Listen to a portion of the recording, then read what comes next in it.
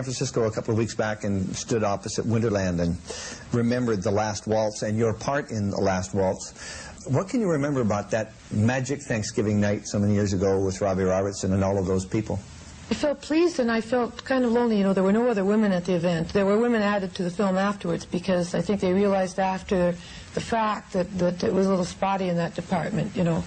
And while that was an honored position, you know, I would have liked some feminine camaraderie. Neil's a very good friend, and he and I had a trailer, and that's why I ended up singing a duet with him, you know, from the wings. We came up with this idea, you know, for mutual support.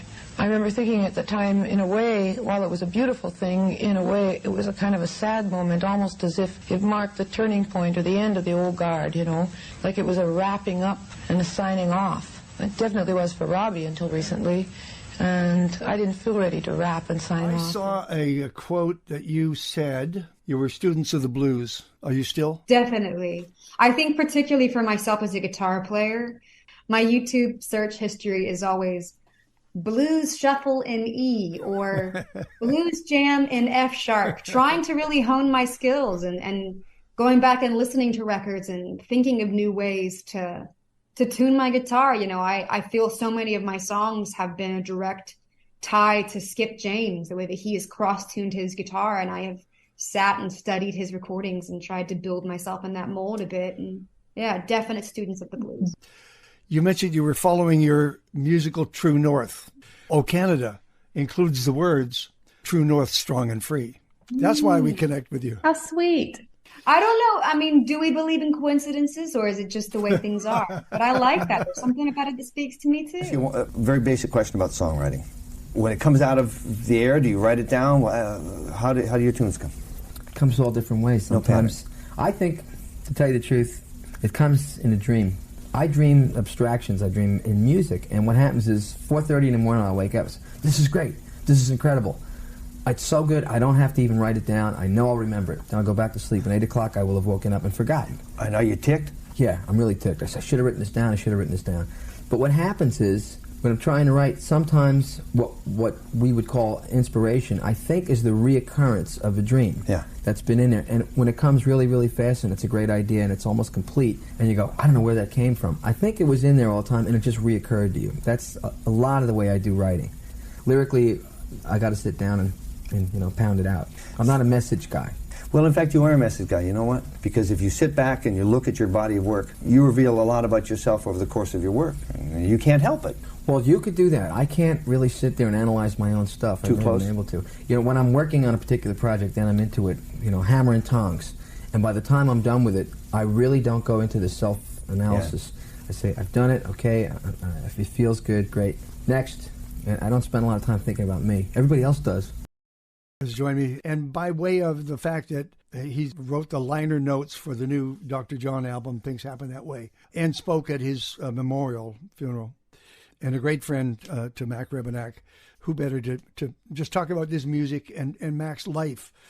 Were you surprised when Mac passed away? I was, because they had kept his illness, that he was declining quiet for so long. It was one of those shocks all of a sudden. Does that mean that he knew that this would be his last record, do you think?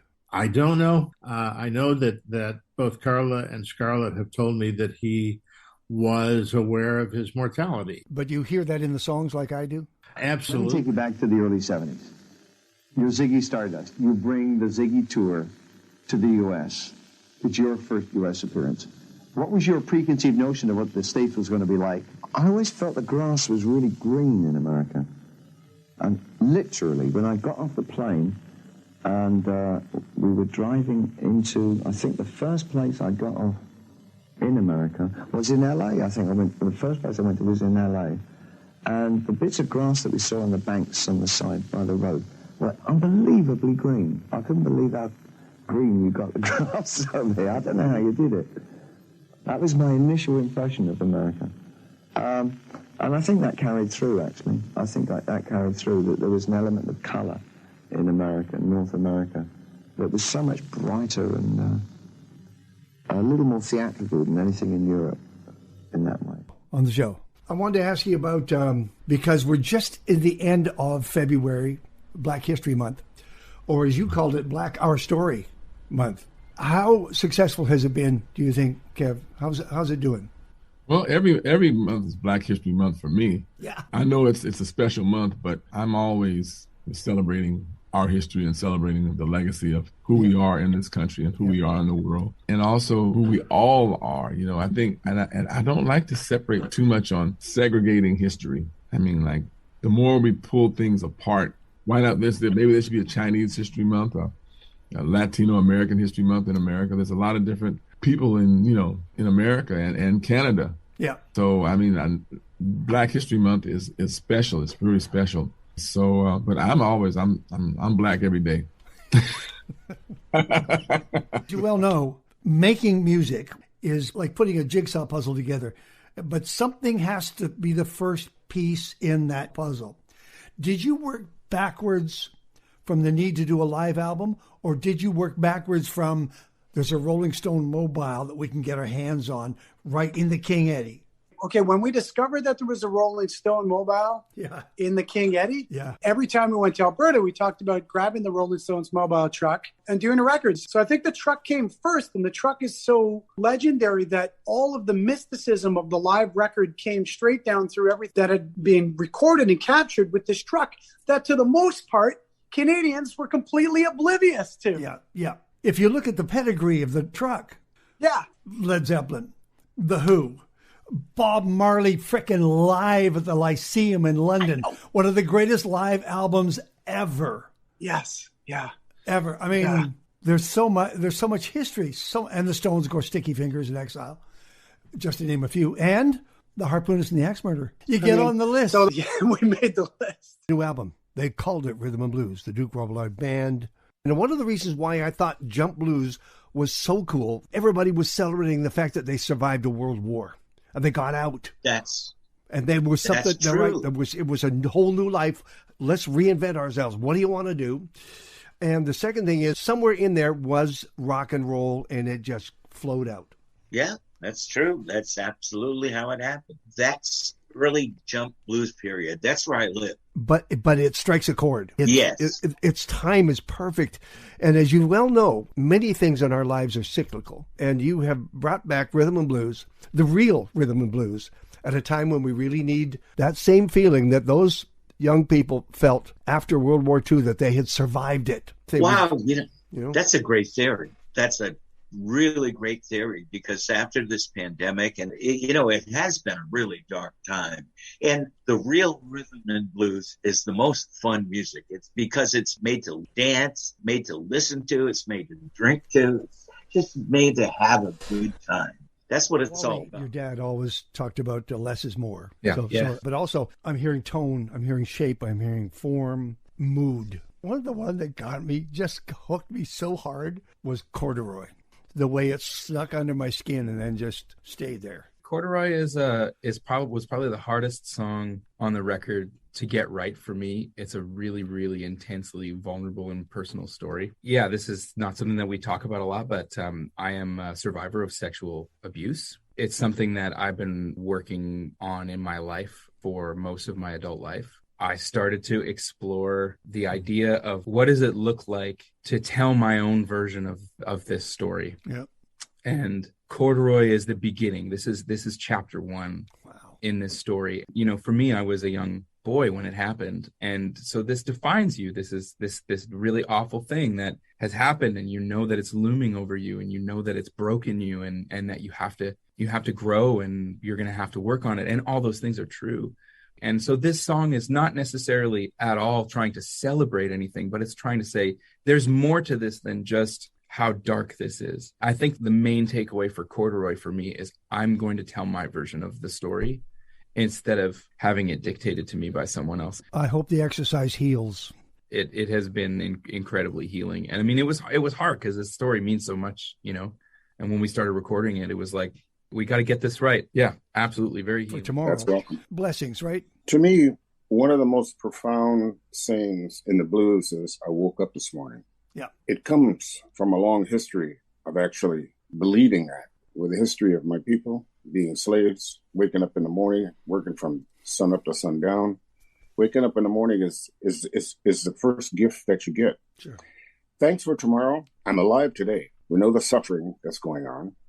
And I think my job as an artist and as a writer to somehow send people something that takes them out of the moment and puts them into this moment, even if it's for a short period of time.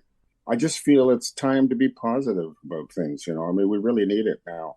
I love the blues. I love gospel. I sang at a church when I was younger. So I grew up with this gospel music and the love of the spirituality of it. I'm trying to get people to kind of remember the Sunday that we used to seek is still alive and well. We can have it if we try. Sort of begs the question that Dan Aykroyd used to ask, are you a floor wax or a shampoo? Do you want to be the rocker from Everywhere I Used to Be or Shooting at the Moon, or country? What do you want to be?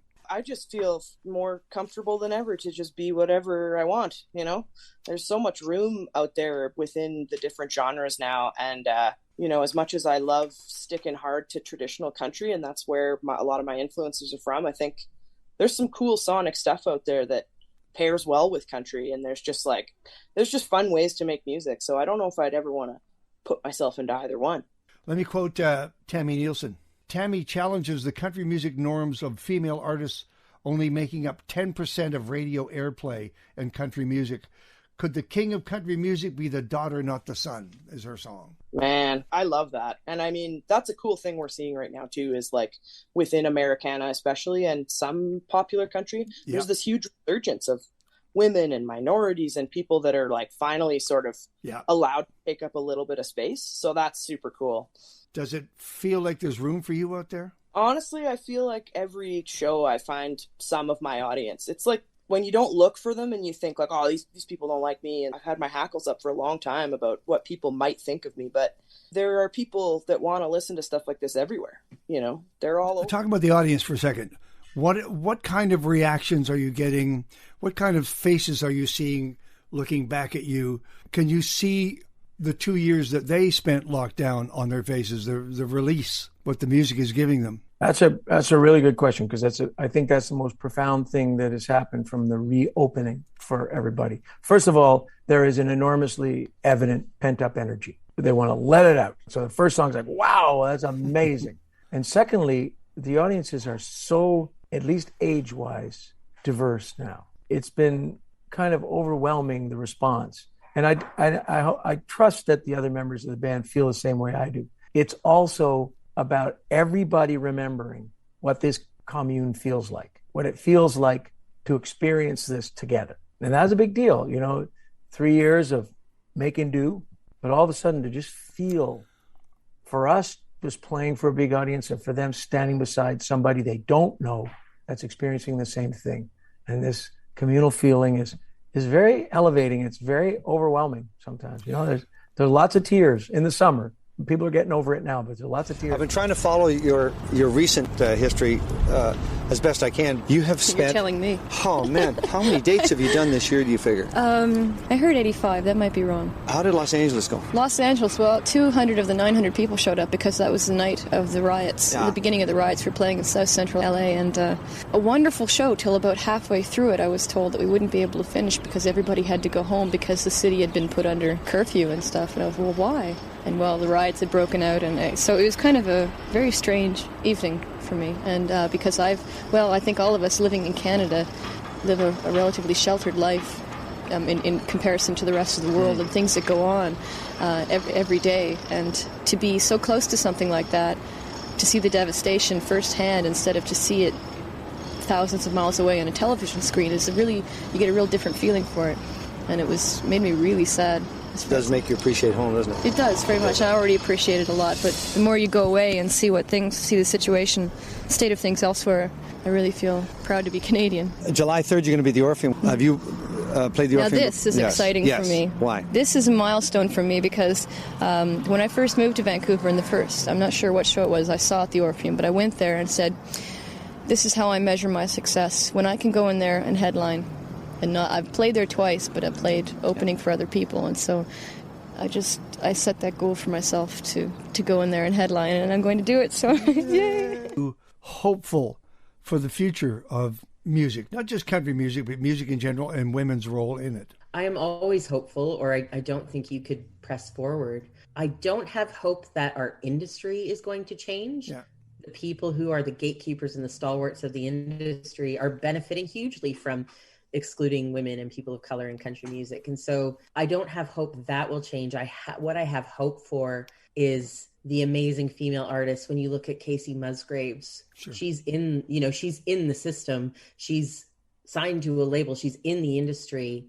She still can't get arrested on country radio. They will not play her. And so she's kind of had to veer off and expand her audience and her music and her genre. But she's winning Album of the Year at the Grammys. She's filling stadiums. Uh-huh. What I have hope for is women who are not offered a seat at the table of the industry, building their own tables and inviting other women to those tables. And that's what I have hope for. Putting a nice lacquer on them. Beautiful lacquer. With like a gold leaf in it, you know? And maybe 4 little soft padded things on the bottom so it doesn't mess up the floor. Yeah. That's right. That's right. Talk to you in May. I was thinking, I'm talking about one of 4 albums. I don't know it's like the setup to a punchline. I don't know what the punchline is. I know. You know, there's a lot of global kind of coming together, like thematic. So it's not just really the Layla idea, the Layla imagination. It's more about a human story, you know, which I kind of love.